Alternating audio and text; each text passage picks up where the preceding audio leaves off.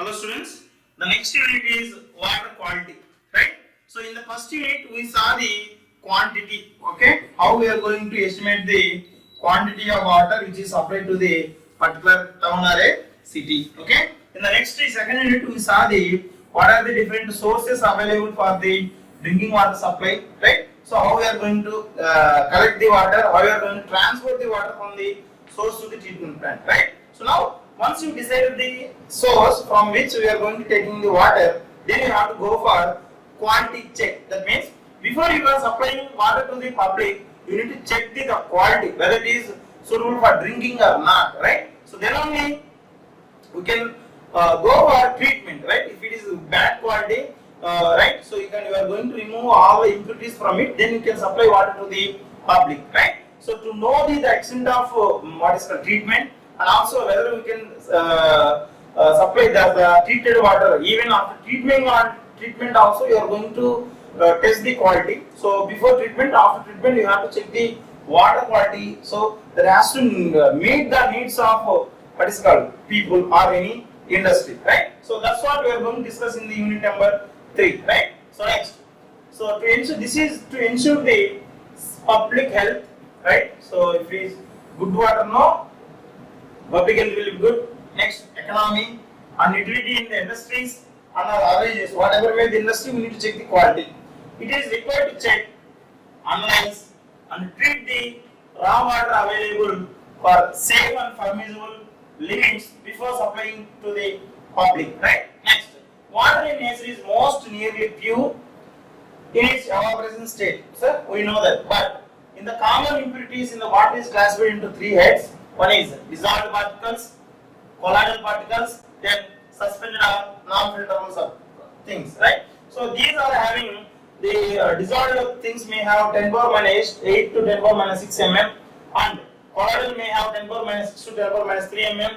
Next, suspended may have the size of ranges 10 power minus 3 to 10 power minus 1, right? Next, see the first thing, suspended impurities, okay? These are going to cause the turbidity. Turbidity is the resistance of the light which is going to pass through the water. Okay, that is the nature of the water, right? It may have to be clear due to these kind of impurities. Next, concentration of suspended impurities measured by the turbidity. By using turbidity, you are going to know what are the concentration of solids, right? Next example is silt may cause turbidity, clay may cause turbidity, bacteria, fungi, algae, all these causing the turbidity of water. Next, colloidal impurities, right? Here, finely divided dispersion of solid particles, they are going not visible to the naked eye, right? So that is going to called colloidal particles.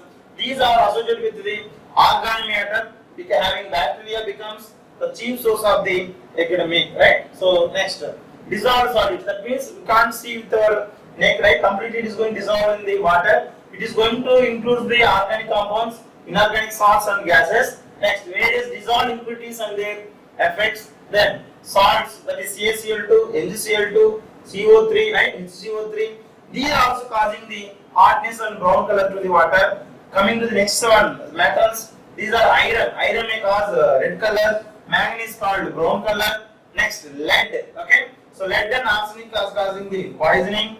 And we have the gases, right? Dissolved gases in the water. Every oxygen dissolvent is called corrosion of metals. Okay. Next, chlorine and ammonia cause bad taste and color. Next, CO2 and H2S cause the acidity in water. Okay. Next, characteristics of water. Okay. So we have the 3 main characteristics of the water. Okay. So that is going to check before treatment and after treatment. Those are called physical, chemical, biological. In this today's class, we are going to see what are the physical characteristics that is going to check with our senses, right? So chemical characteristics means, okay, so through the chemical dissolvement of things, we can have that characteristics. Biological characteristics purely depends upon the microorganisms, right? So it may be bacteria, virus, all those things.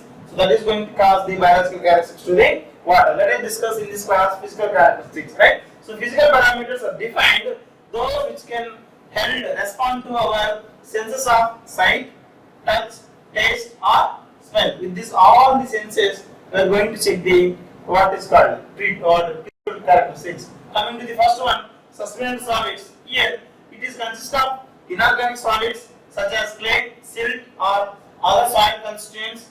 organic material such as plant fibers and biological solids due to the erosion action and human use of the water, right? So these kind of plant fibers, silt, clay. Okay, so if your rainwater comes, it is going to bring all leaves, silt along with it, and it is going to bring the suspended solids into the water. Next, aesthetically displeasing. Okay, if we have suspended things in the water, no, if you have glass of water, that kind of water, you are unable to drink or you are unable to use it for some other purpose. That is called aesthetic pleasing, and provide absorption site for chemicals and biological agents. Okay, this is going to result in the objectionable byproducts. Next, gravimetric methods are used going to measurement, right? Gravimetric means we are going to check the weight. What is the weight of solids present in the given sample of water, right? So most of the suspended solids can be removed from water by the filtration. By the filtration we are going to remove, right? So of the solids in the wastewater sample approximately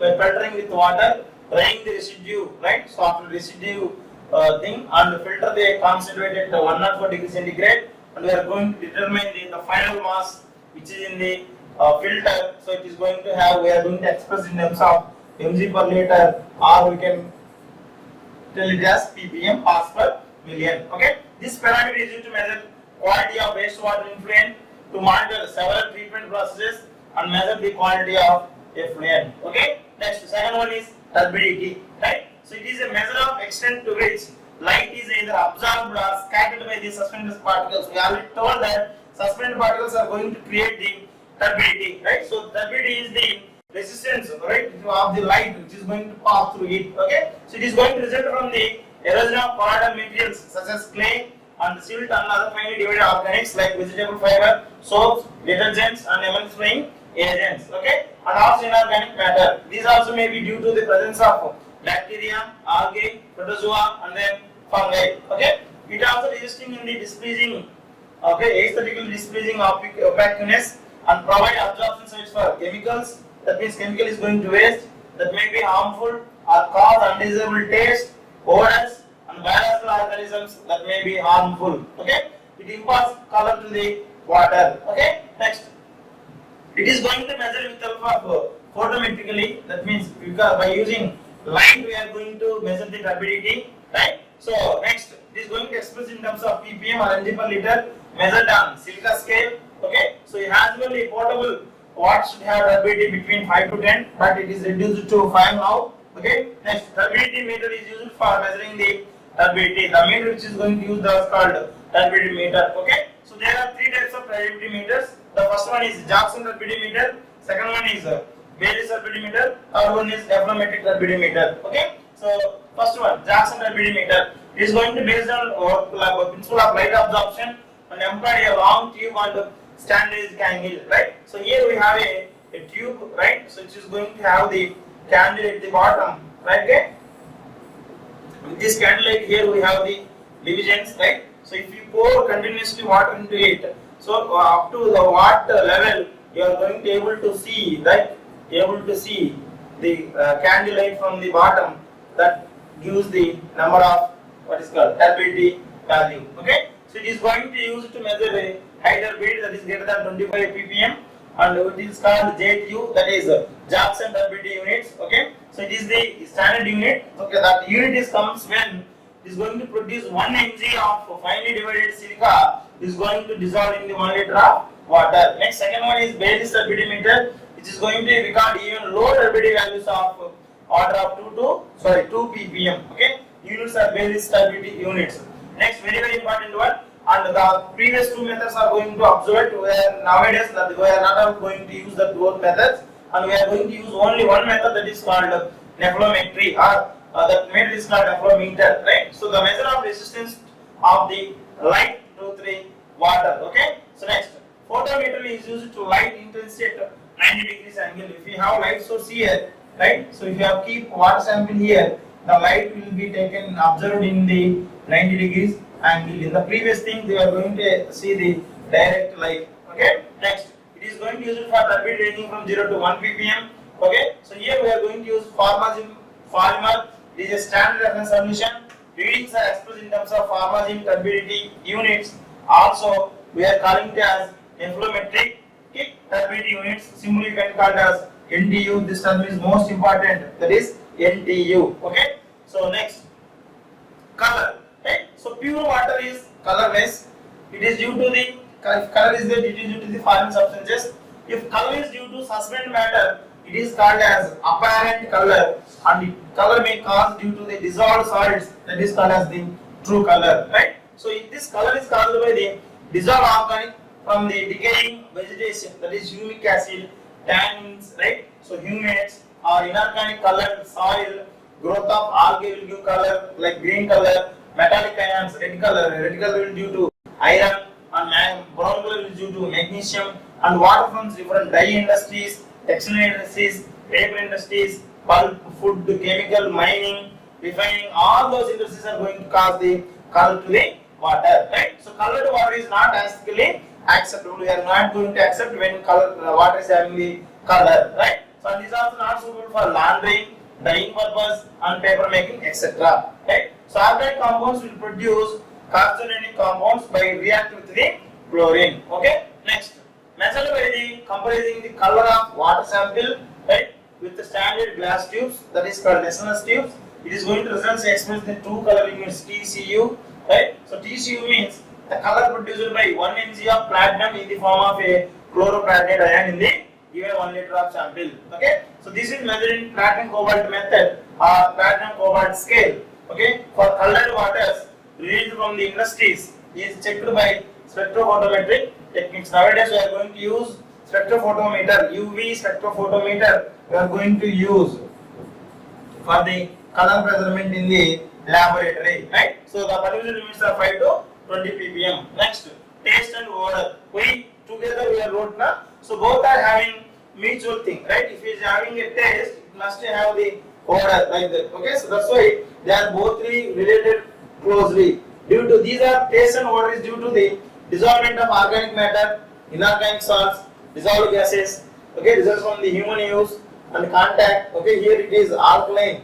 Okay, so alkaline water will have bitter and metallic, salts have salty, H2S will have proteic smell. Okay, so this is aesthetically displeasing. If water is having taste and odor, we are unable to take it for drinking purpose. Okay, so this is going taste and odor is going to causing organics can be made using the gas or liquid component. Through that we are going to measure the both this. But here for the odor we have the number called threshold odor number, that is TUN. It is the standard unit for the measurement of odor, right? So that waters may be poured into the what is called containers, and we are going to dilute it with the water-free water, and the threshold odor number will give us the what is the amount of water you took it for as a sample, and what is the odor-free water you added, that is B. Okay, A plus B by B, right? So next we are going to see the thing, odor changes, right? Odor changes temperature, normally tested 20 or 25 degrees centigrade. Odor is measured by an apparatus called osmoscope. Osmosis is graduated with the P1 numbers varying from 0 to 5, where 0 is less, 5 is very high value. And also taste we are going to express in terms of FTN, that is called flavor threshold number. In the same procedure whatever we did for the or TON, FTN also we have. Okay, so sample of volume A and some what is called water without having any taste, that will be B. So together we will add it, we are going to find the FTN. So where A is the volume of raw water sample, B is the volume of distilled water used for dilution. Okay, so dilution ratio permissible limit is 1 to 3. And next, mixture is having no water will be taken as the threshold water, while the number and sense of fresh water in such mixture is known as the odor intensity or PO value, right? So 0 value indicates the no perceptible odor, and 6 indicates the extremely strong odor. So that scale is 0 to 6. Okay. Then the last parameter is temperature, right? So it is not used for evaluate directly either potable waters or wastewater. So it is important parameter. It is going to affect the biological and chemical activity and solubility of gases, right? So solubility it is going to decrease when increasing the temperature. Biological activity will be increasing with the increasing temperature, there will be reduced, and chemical activity is going to also increase along with the increase of the temperature. At lower temperature, biological activity is slow. For every increase in 10 degrees, the activity becomes double, right? Next, fish are affected by the temperature due to reduction in the oxygen. Since we told that if temperature increases, dissolvement of gases will be reduced. If temperature is there, oxygen won't be there. So that's why fish is going to affect. Okay, at high temperature, solubility of gases is decreases. It also affects the viscosity of water, right? So viscosity of water will decreases whenever we are increasing the temperature. Next, the temperature of the water to be supplied should be 10 centigrade to 20 degrees centigrade. Above 25 degrees is considered as the objection. Now, we should not use above 25 degrees centigrade water. Okay. So these are all the physical characteristics present in the drinking water. In the next class, we are going to see the chemical characteristics. Right. So in this today's class, we discussed about physical characteristics of what are the suspended matter, then what is called turbidity. Okay. So after that, color, then we taste, odor, and then temperature. These are the 5 important parameters from the physical characteristics. That's all for today. Thank you.